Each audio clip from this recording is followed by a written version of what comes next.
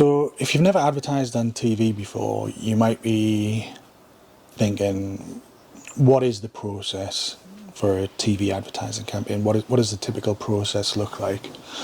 Obviously you need an advert, and I would generally allow sort of 6 to 8 weeks to create an advert, although we have created adverts within a week, if not less, sometimes when needed. I wouldn't recommend it though, especially if it's your first time on TV. But you know, the first thing you need to think about is your creative. You know, and part of that creative should be thinking about, you know, what is it that you want viewers to do. You know, one of the most common mistakes I see people make with a TV advertising campaign is make a really nice advert, and then you speak to them about how successful the campaign was, and they'll say, oh, we didn't really generate that many sales. And then you go, all right. And then you look at the advert and go, well, the advert looks like it's all about brand. It's all talking about your brand. You haven't actually given people a reason to respond. There isn't any sort of offer on there. And they go, oh yeah, you're right. And then you make a few amends to the advert to make it more responsive, run the campaign again, all of a sudden it's a big success. You know, so I would say it's really important to make sure that you get your messaging right in your advert. But in terms of actually planning your TV campaign, obviously your first point of call is got to decide how you're going to book your campaign. You know, obviously we're specialists, so I would always recommend working with a specialist agency like ourselves that's got lots of experience and knowledge. You can book direct, but because 95% of business to broadcasters comes from people like myself, we tend to get, I would say we get the best pricing, we get the best deals that are available. Obviously we're working in it every day, so we know what it's worth, what the prices should be. And so, you know, the job of an agency like us is to give you the options. And so what I would normally say is, you know, one, it's what are you trying to achieve with this campaign? And then two, it's like, right, well, who's your audience? Who are we trying to reach and speak to? And really that should inform you on which channels you should advertise on.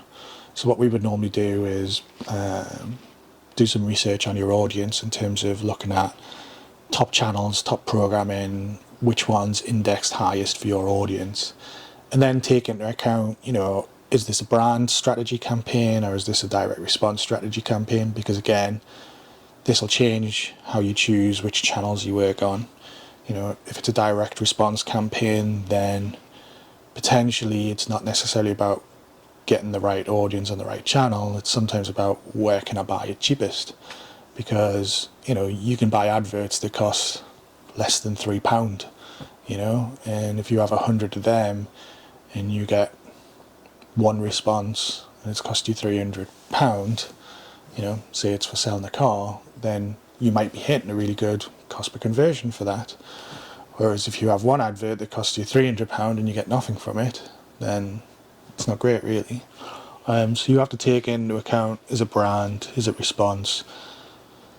Think about the channels, the audience, you know, who you're trying to reach. Is it men ABC 1, men 16 to 34, women 16 to 34, housewife of kids, adults 45 plus? You know, these are sort of, you know, probably more, you know, not really niche audiences, but, you know, it's about targeting that specific general audience, I would say.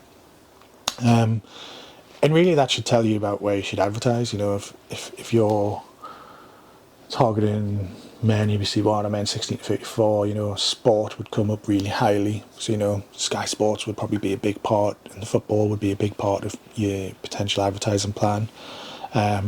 Or, you know, depending on the time of year, there might be a specific event on. You know, in September we've got the Rugby World Cup starting, which will be on ITV, so you might be interested in that.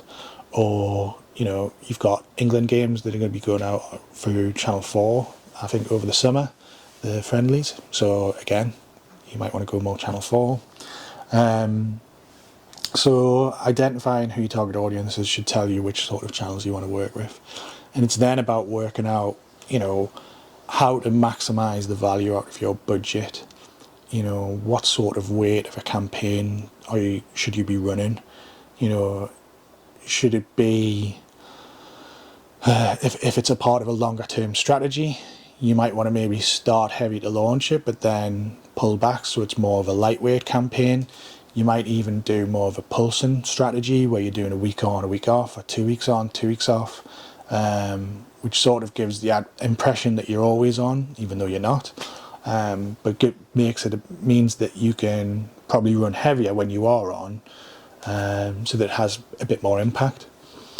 And then, yeah, once you've sort of decided what your strategy is, your channels, negotiated the pricing, you know, got your TV plan from your agency to show you, you know, how many views you expect to get, what the sort of reach and frequency of the campaign would be, then it's just a case of booking it. Now, a lot of agencies think that's it, that's their job done, but really that's actually only like the first stage. You know, the second stage is actually about managing the booking.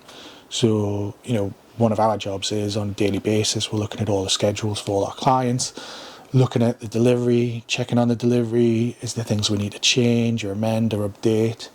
You know, if we're using some tracking software and we're seeing that a particular channel or strategy isn't working, do we need to make changes? Or if we see a particular strategy or channel working really well, do we need to upweight those channels and maybe move some of the budget around? But the big thing is making sure that actually your value gets delivered, because when you plan the campaign, it's based on estimated viewing figures. So, you know, I might have estimated that 5 million people are going to see Coronation Street tonight. You buy a spot, the next day it turns out actually only 4 million people saw it. So, you know, you're then in a position where you need to get value back. You potentially need more spots booked in your campaign. And so, you know, the job of the agency really is to manage that value position. So trying to make sure it's not too over what you've booked, but not too far under what you've booked so that you're losing money. Because it's not like you can, in like in other media and digital, where if the campaign doesn't fully deliver, you can claim that money back. That's not how it works. It's what we call like a reconciliation process. It's more like a trading position.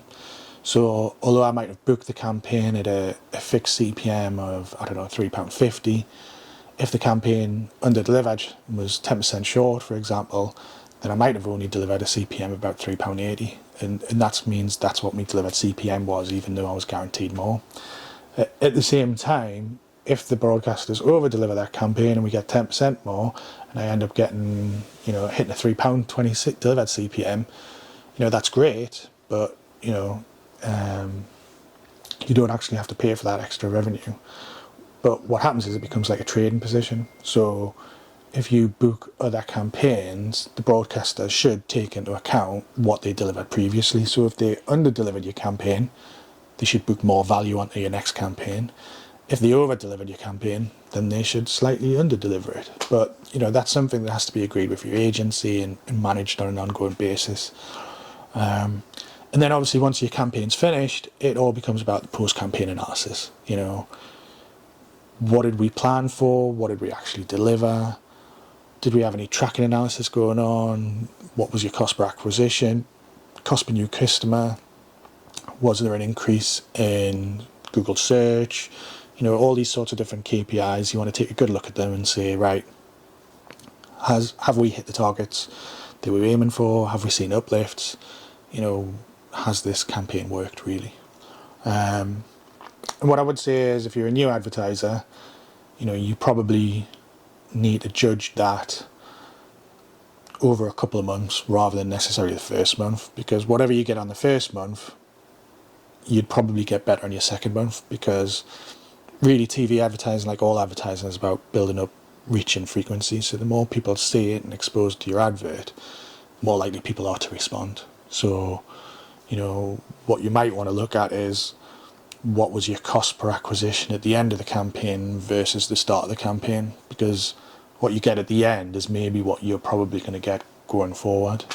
But obviously there's also opportunities to optimize that, because if you could see that there's certain channels or certain times of day that are working better for you, then do more of what's working. You know, we've done that for clients before, and we've helped from the first campaign reduce their cost per acquisition by 50%.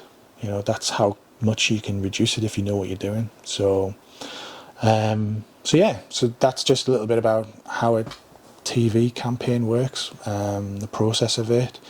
Again, if you've got any questions, you want to chat about it, please let me know. Thanks very much. Bye.